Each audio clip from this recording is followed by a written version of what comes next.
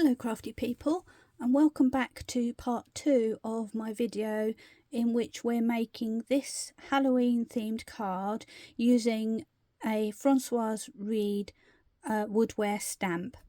So this is the final card, just to remind you what we're aiming for, and I'll show you where we got to in the first video, which was all about creating the background using a masking technique to keep our image nice and crisp and clear, ready for colouring.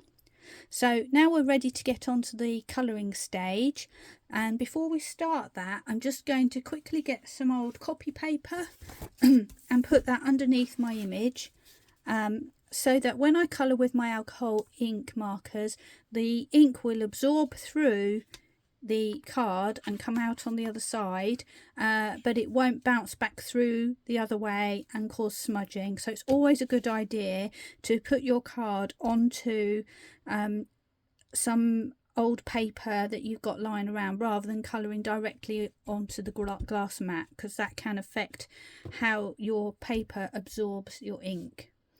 Now, before we get started, I should warn you that for this image I'm using quite a few pens. There you go. I put them in my nice little mug to keep them all together. But it's not as bad as it looks, and you'll repeat some of these colours quite a few times as we go through the different elements of this image, and I promise you it will be fun to colour. So I thought it would be a good idea, rather than me going through over and over all the pens that we're using, that it would be a good idea for me to make a little list, so that hopefully you can snapshot this and you'll know what we're going to be doing. So let me just zoom that in as much as I can for you. There we go. So the pens I'm using today are the Ohuhu Honolulu alcohol markers. They're the ones that have a wedge on one side and a brush nib on the other side, because the brush nibs are my favourites out of those pens. I'm using the 216 set, so that every colour that you see listed on here you will find in that set if you happen to have it. If not, you can just use a similar colour. All alcohol markers will work together, so you can use whatever you've got really. I've also made a note of the frame die that I used to cut out my final background, just in case anybody's interested. I don't know if they still have it, but if you look on Carnation Crafts website, it's item number 200803, and it's called the sweeping card shape. And finally, just a reminder of the ink pads that I used to actually create my original background. So I think we're ready to go. So I'm going to start off with the gravestone, because that's quite a large area, and for that I am using various shades of brown. So just give me a second while I pick those out. GY173 is my lightest, then E210, tip that around like that, can you see that? Ooh, there we go. E240, there it is. I thought I'd lost it for a moment. And finally BR1, which is going to be my darkest colour. There we go. So my 4 pens at the ready. In we go, ready to do the gravestone. So I'm going to zoom in a little bit so you can see nice and close up. There we go. Right, so I am going to start with my lightest colour, which is GY173, and I'm going to give this a nice colour all over. And these are really nice and easy to colour in. I'm not even too worried if I go right to the edges, because sometimes I think they look nice with a little bit quirky with some little patches of white here and there. But I'm going to make sure I don't colour the candle. And when you think about this, this candle is going to throw some light onto this gravestone, an eerie glow if you like. So the middle part where it says RIP is probably going to be the lightest area when we come to finish. So this is the advantage of the brush pens. You can get into the detail, but you can cover a lot of area very quickly. So that's a base layer down. I'm now going to go in with my third colour, so not the next darkest colour, the next one after that, and that is E240, and I'm going to put some shading in. So I'm going to go around the edges and down below where the candle would be, just to get some idea of where I want to put my shading. And I'm trying not to do straight lines, I'm trying to sort of vary it a little bit, and I'm imagining that the candle's sort of pointing upwards, so this side over here is going to be pretty dark as well. There we have it. And now I'm going to go in with my second lightest shade, which is 210, and I'm going to just blend that out a little bit, but I'm trying to leave the area in the middle full light, as if that candle is glowing on the RIP area. So there we go, and I'm just going to go at the top here on these edges too. As you can see, it starts to blend together, and I might need to go back on that in a minute. Now back to my lightest shade, I'm just going to blend into the middle a little bit, and then we'll be about done with that middle area. So that was GY173, and I'm blending on the edges of my sort of mid colour, and not coming right the way to the middle, because that will leave a slight area of even more light right in the middle, then 2 layers of the light colour just around it, and then moving into the first of the mid colours and then the second of the mid colours. And now I'm going to come in with my darkest colour, because I want to give a bit more depth and shadow at the bottom of the gravestone. So I'm just going to go in with this here, and that looks very harsh at the moment, but we are going to go back in with our slightly lighter colour, and I'm just going to add some shadow just around and about where there might be some dents and so forth in this, because it's engraved. It's almost like it's been embossed. There we go. So we don't need very much of that.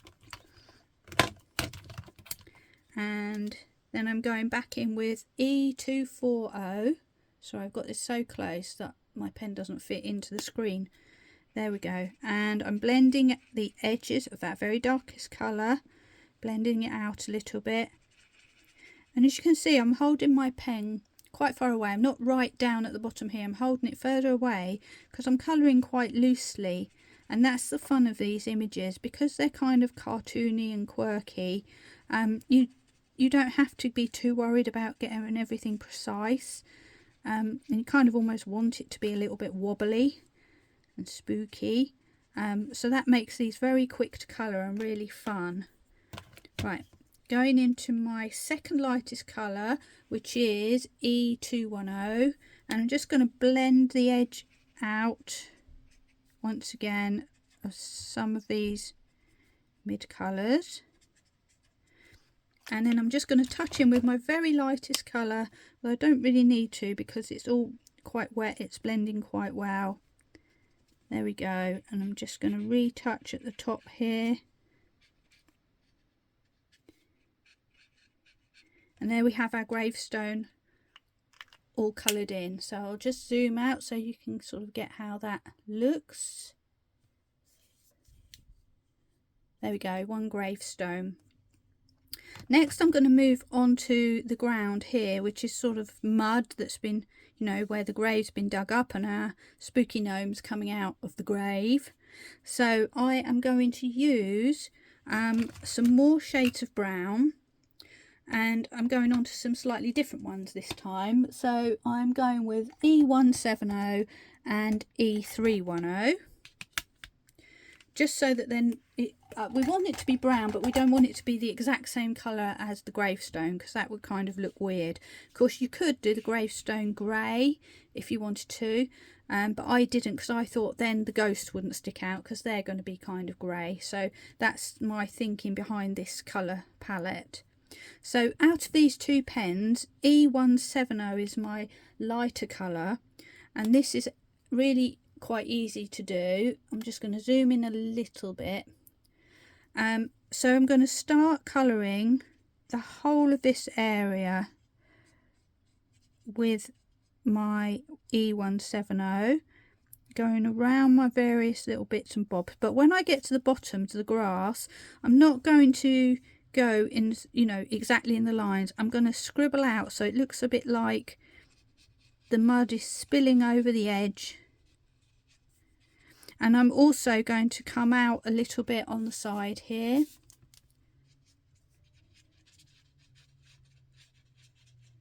And I'm going to go under here as well to create some shadow at the same time. So hopefully you can see what I've done there. And then I'm going to move along, carry on. Zoom in a bit closer again, so you can see what I'm doing. So I'm going round the edges of the main images, which would be the skull and Mr. Gnome here. But when I get to the bottom, I'm just going to scribble in and out and make it look a little bit rough.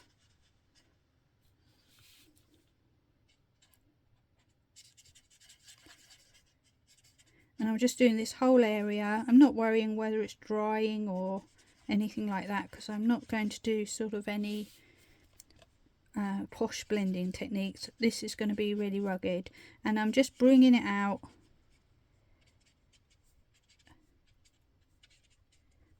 over the edge there. So that's the base. Next I'm going to go with E310, which is a darker brown. And this time I'm starting from the bottom and I'm going over those edges again. Sorry, just a bit out of screen there. And just scribbling and making a little bit of a mess. So it looks like clumps of mud. I don't want something perfectly blended. And I'm using also the dots that have been drawn in the stamp to kind of show where there will be more shadow. And I'm just going to carry on this basis, just doing it really kind of loose and free.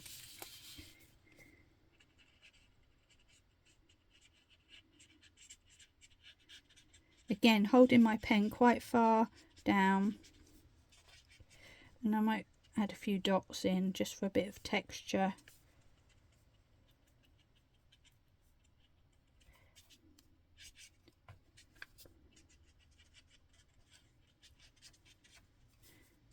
And I'm just scribbling my way along. So all of a sudden we've got quite a lot coloured in, just very quickly and easily.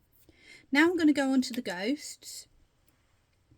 Now for this I've actually used a very pale shade of blue called MG020. It's a blue grey, and then I'm going to go with an actual very pale greyish colour, which is BG050, and slightly darker shade, BG070, and my blender pen, which is 0,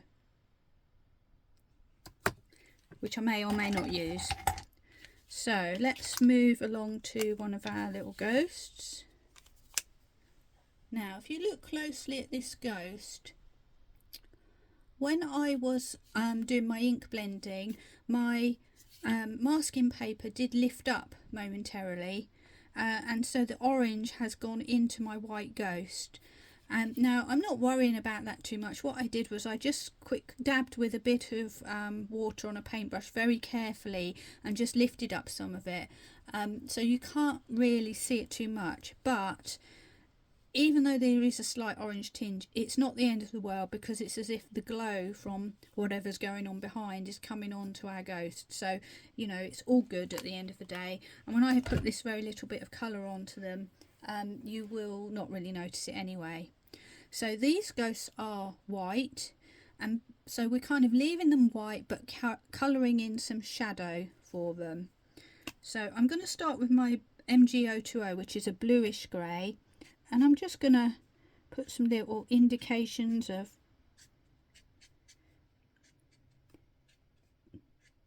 shadow, just adding some lines around the edge. Then I'm going to go to my BG050, which is the paler of the two grey pens, and again I'm just going to enhance that shadow some more.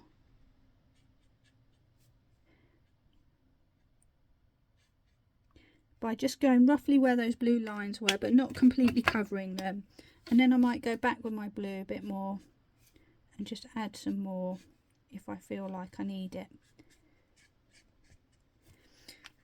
And then with my blender pen, which is a 0, what I'm going to do is just quickly colour over those, which what that does is it takes down that colour, bleaches it out of it, makes it look a little bit more soft and fuzzy. And I might go back in once that's dried with my darker grey, just to add a bit more intensity. So I'm going to move on to ghost number 2 and do exactly the same thing. So starting with my blue pen, I'm going to add some suggestions of texture and shadow.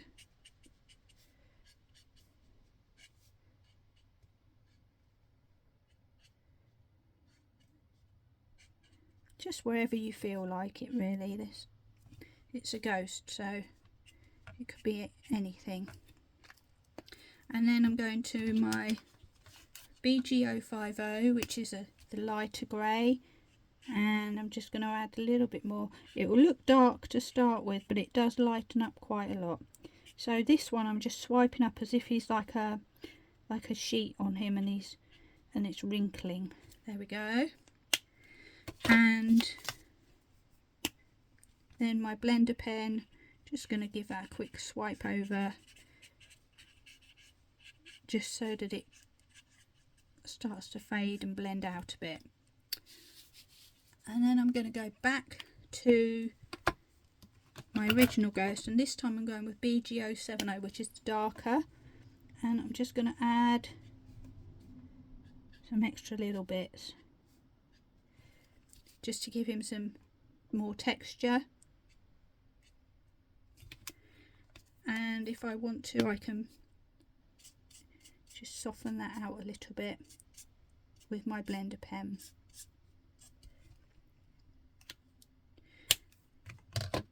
And for the eyes, I'm just going to fill those in with my BG070, so it looks like it's hollow inside. Back to ghost number 2, same sort of process, so just touching very lightly, giving them a few little crinkles and filling those eyes in.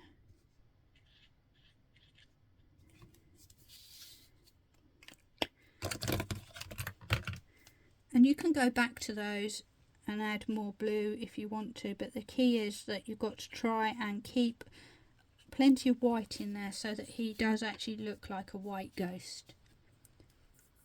So we'll zoom out again.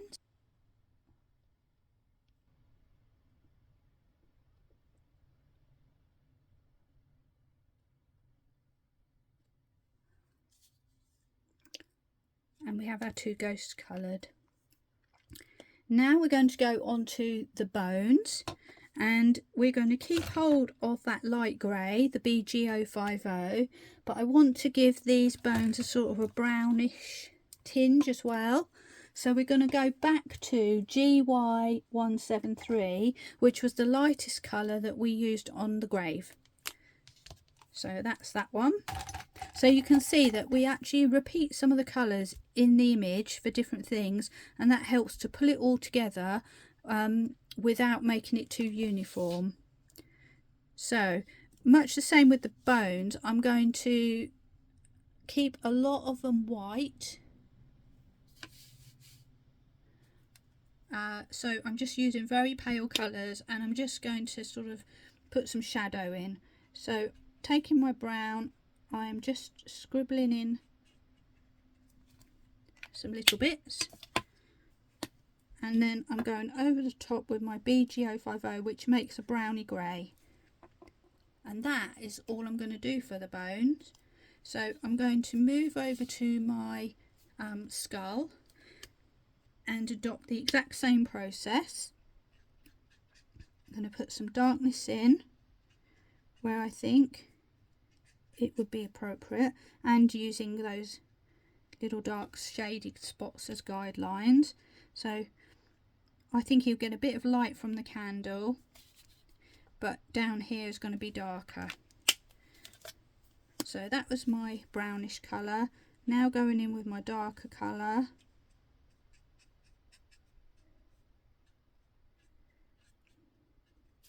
And I might just grab my blender for this one, just to give it a little soften up.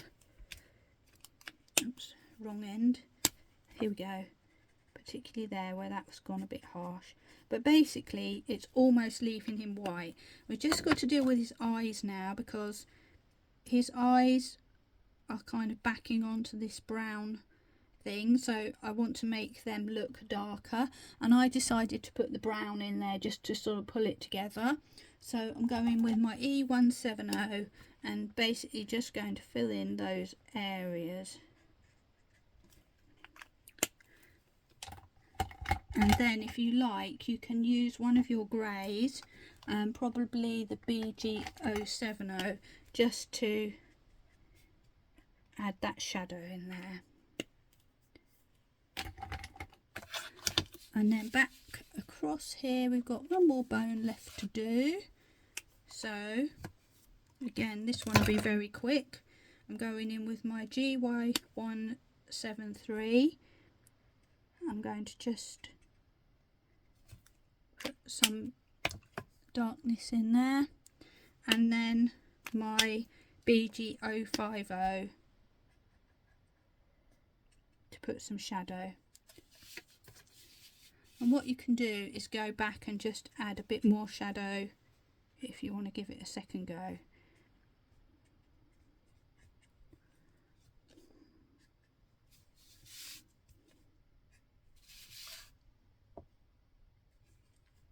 And there we have our bones. Now we'll just quickly move on to our beard whilst we're in the grey frame of mind. So I'm going to keep my BG050 and get my BG070 back out again, and I'm going to use my brush nib to just do some quick flicking motions to give the suggestion of a moustache and a beard. And I've just realised I've got another skull there to do as well, which I have left out. So yeah, always finding little extra things on these images that you kind of forget about for a minute. Now with his beard, making it darker at the top and then just doing little flicks out, and trying to keep the idea that he has still got a white beard and a white moustache in this case. You could do it brown or any colour that you like really. So now I'm doing smaller flicks with my BG050, which is my darker colour, to give the suggestion of shadow again. And what I can do is go back over with my BG050 to blend a bit more and to just pull out.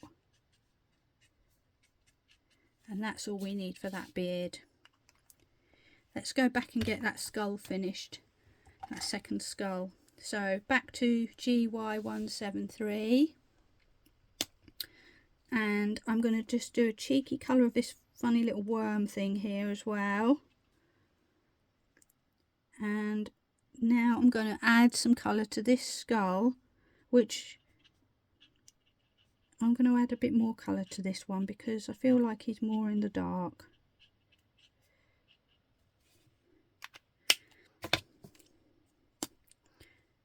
And BG050.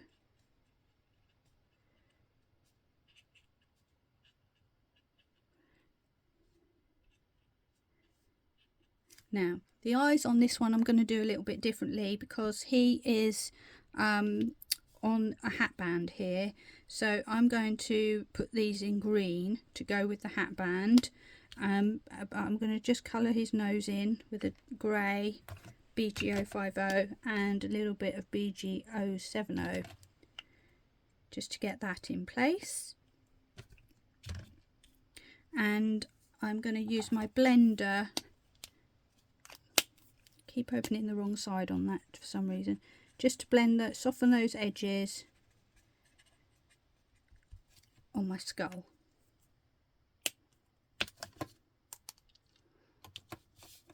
Right, which bit shall we do next?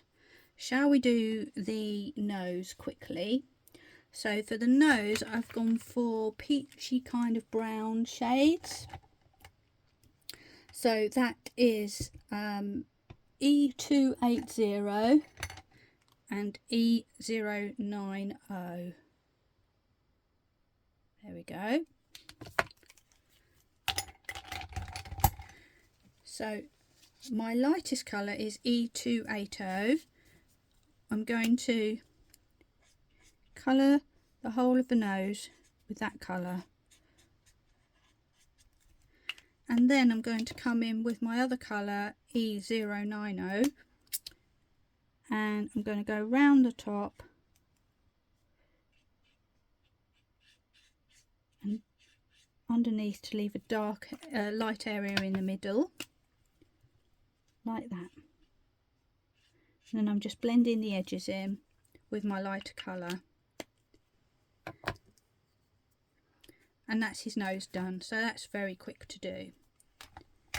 Now let's get on to the hat, which I've done in shade, I'm doing in shades of green. So I am going for GY4, which is the lightest colour, GY3 and GY2.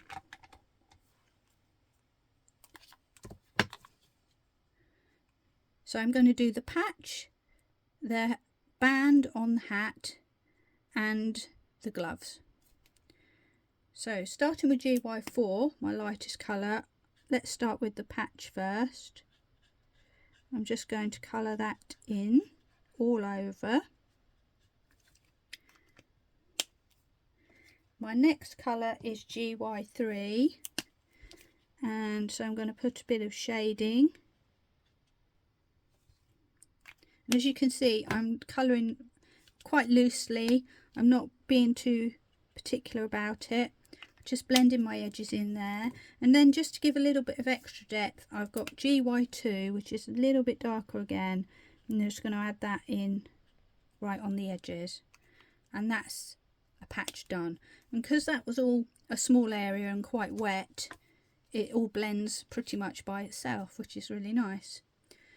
Next part is the band on his hat. So I'm doing that, the eyes and the other side of the band, because these are all quite small areas, so I think I can get away with doing them all at once. That's with GY4, the lightest colour. Then I'm going with GY3, put some shadow in his eyes and some shadows on the sides of my headband. And I've left this light to the edge because I feel like this candle might be reflecting on the light here. This one, this candle is reflecting, sort of going up this way, so it'll be dark at the edges and light in the middle in this particular case. And then finally GY2, put in a bit more dark contrast. and that's pretty much going to blend itself.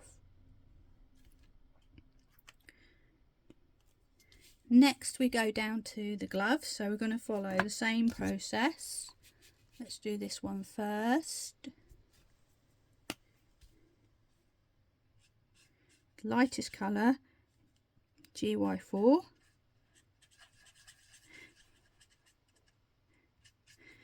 And this is the thing with Ohuhu pens that you just need to be aware of. They don't follow a precise pattern. So in some groups of pens you might find the one with the lowest number is the lightest. In other groups you might find the one with the highest number is the lightest. So it's a really good idea to use the swatch sheets that come free with the pack of pens to make a colour swatch, so that you know what the colours are roughly before you start colouring, and you know which are the light and which are the dark. Here I'll just bring in quickly. Here you go. This is what you get. You actually get a preset colour card which you colour in with your pens, which is really good to give you the guide to know which are lighter, which are darker, and help you with picking your colours. So I'd really recommend, if you do get these pens, to just take some time to do that before you start, because otherwise you could get some surprises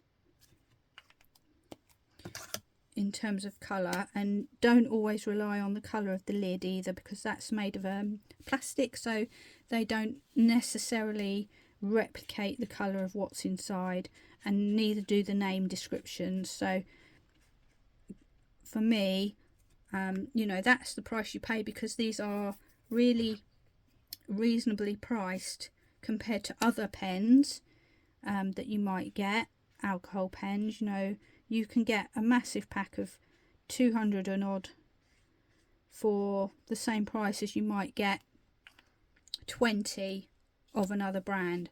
So, you know, I think that's good. You know, the payoff is worth it, really, because you're getting so much more for your money.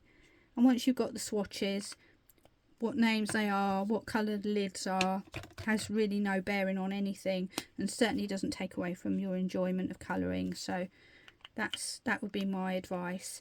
So now I've coloured my gloves. I'm going to leave them to dry a little bit, because I want to add that darkest colour again, but I want to have a bit more definition. As you can see, it's all blending together. So I'm going to leave those for a minute, and we're going to quickly talk about the candles. And this illustrates my point when we do the flames, sorry. The colours I'm using are GY6, which means green, yellow, 6, but it's actually kind of a yellowy colour, which I'm going to use for a candle flame, and Y2. So this is very simple to do. Here's one of my little candle flames. It takes 2 seconds to do this. With my GY6, I'm going to colour the whole flame. As you can see, that's like a soft yellow colour. I wouldn't call that a green at all. And then I'm going to go in with my Y2 and just add a little swipe in the middle where the most intense part of the flame is. And that's it. So back over to the other candle. Same thing, GY6, and a little swipe with my Y2 just to add some depth. Then I'm going to move on to my actual candle. I want them to be whitish but with a tinge of yellow, I guess you'd say. And I'm imagining that the wax is sort of flowing down.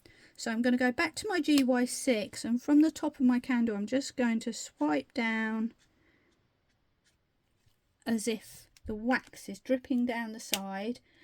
But I want to give a little bit of shadow in there. So I'm going to go back to BG050, which is a grey. And I'm just going to add a little bit of shadow here and there, mostly at the edges. And then I might go back with a bit more yellow if I feel like I've lost some of that. And there we have our candle. And same thing again on this side. Flicking. Really easy to do. and a little bit of that BG050. If you touch the pen really lightly, you can get very fine little flicks using the points of these pens. Okay, so now I'll just zoom out again so you can see. Sorry, gone the wrong way. I've got two choices and I always seem to get it wrong. That's where we are now. So all we've got left to do now is our spider and the rest of our hat, and just quickly add a little bit of shade to Mr. Worm over there. Sorry, I just knocked my camera. So let's zoom back in and finish this off.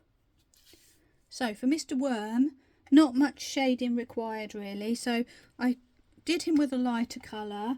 I'm going to just go and get my E170, which is one of my sort of mid browns, and I'm just going to give him a little bit of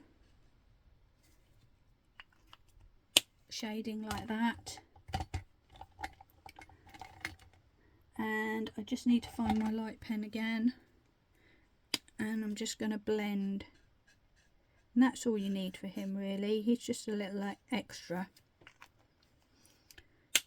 coming out of the ground. Okay, so now we have got the hat and our little spider friend to finish off. And for this, I have started with BG050, which is the grey, the pale grey that we've been using all the way through. And then I've moved on to some cool grey colours, which are, let's grab this. They're funny ones. They're CG and then Roman numeral 204, and then the same thing with the Roman numerals. It's CG 207 and CG 209. So although we're going to make this hat look kind of blackish, we're not going to use actual black because that's too harsh. And the thing with black is it does have a lot of contrast in terms of light and shade, so you definitely want to have some of your paler greys in there and then work down to your darkest colour on the very edges. So let's do a little spider first. BG050, the very lightest grey, all over him. There he is. Then I'm going to go in with my next colour, which is the next lightest, CG04, let's call it. If I keep saying Roman numeral 2 for every colour, we'll be here all night. So there we go. And I've kind of coloured him, imagining the candle light is coming over here like this. Probably should have been lighter there, but we're not going to worry, he's just a little spider. And I'm going in with my third colour. This is not the darkest, it's the second darkest, and I'm just adding that in there, and that's blended by itself really. So I'm just going to take my lightest colour again and just blend the edges. There we go. So he's now got a little bit of shape and depth to him. Now I'm going to move on to my hat, and which I'm going to colour in segments. So I'm going to deal with this top part first, and I'm going to use my lightest shade, BG050, colour the whole of the area.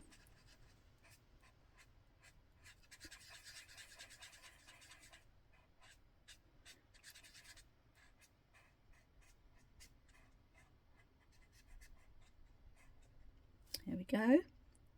Now I'm going to get my second lightest colour, which is CG04, and I'm going to start to add some shading in. So I'm making it lighter at the top here, just because I feel like that would look good, and then I'm going to bring all of that mid-ish kind of colour through the whole hat here. So it's almost as if there's just a bit of light shining on the top here. And I'm just going to give that a quick blend back with my lightest colour, just to allow that to blend a little bit. Now I'm going to go with my third colour, CG07, and darken some of those areas, but this time I'm not going all the way on this lower part. I'm actually leaving some of the lighter colour. And finally with CG09, which is my darkest, I'm just going to go in on the edges where I think it would be darkest, just to give that final little bit of contrast. And then what I can do is go back and forth and blend a little bit. I'm not going to worry too much about it. I'm just going to blend those edges a little bit with the next colour on each time. And I feel like up at the top of the hat here I need to take that dark colour, or the second darkest colour, a little bit higher.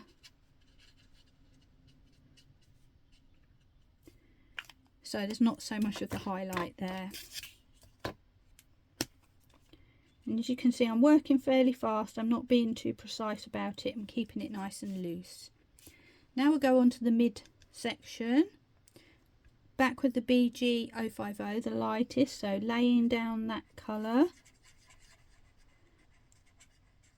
I think on the hat this top area is the hardest bit to do, trying to work out what's light and what's dark. When you get to this area, which is more sort of like a conical shape, it kind of makes more sense. So I'm following the kind of shading pattern that I did on the headband.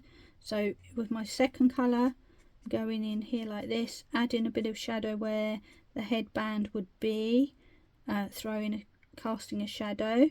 And this one I'm going to follow the same pattern as the other one, so light's coming from the candle over.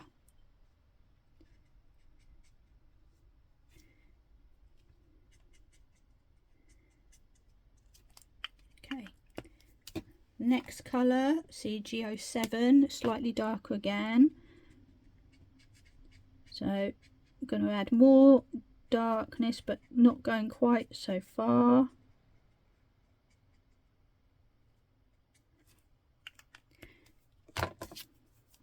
Back with my next colour, just to give that a little blend while I'm there, because I can just touch it while it's still a little bit wet. I can touch it and it will just blend all by itself. And maybe I'll just use my lightest colour to blend again.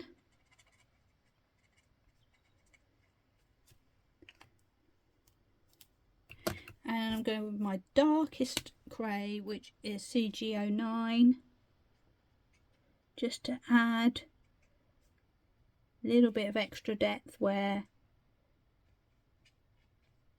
I feel like it needs it. And what that does, made that skull pop forward a little bit as well, which is also good.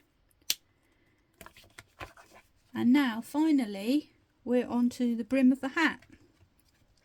So once again, I'm sounding like a broken record at this point, so apologies for that. BG050, the lightest grey, all the way.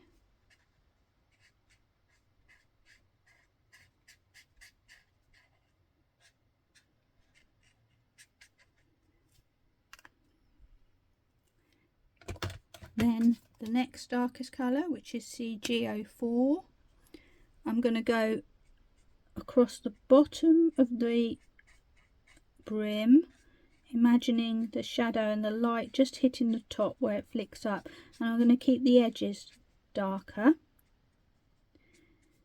and a little bit of shadow thrown by this skull, which is sitting over and above that brim. Then I'm going to take my light colour, just tap around the edges.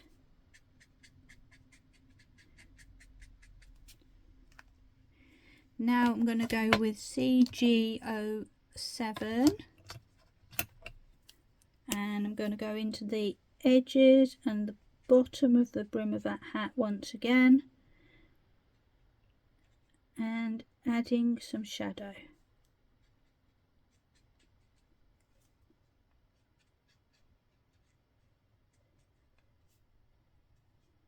Being careful to make sure that I keep some of that highlight in there. And then finally my darkest colour, CG09, which really adds a little bit more depth where I need it.